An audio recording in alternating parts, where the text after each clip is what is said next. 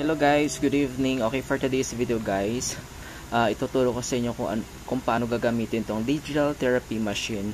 So, bale meron pala siyang 8 modes. Yan, meron siyang 8 modes guys.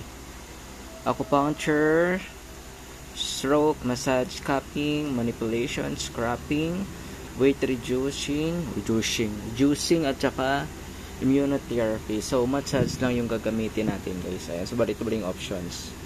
Yan. So, ayun, nilagay ko na siya sa aking mga legs. Kasi ito talaga yung pinaka sa akin na laging nangangalay. So, andito sa akin yung device.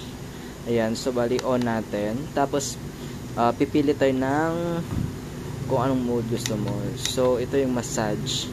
So, 15 minutes yung oras. Pwede mo siyang i-reduce ng 5, 10 at saka 15. So 15 minutes tayong magmamassage. Tapos meron siyang Chinese at saka English na subtitle. Tapos yung strong niya ay namatay. O natin. Yung strong niya guys, pwede siyang ayan, 1 to 15 guys. So, bali 3 lang tayo. Kasi sobrang lakas. So, ayan nga guys. So, tingnan natin. Ayan. Ayan. Kikita nyo ba guys kung magalaw? Ayan. So, ano natin?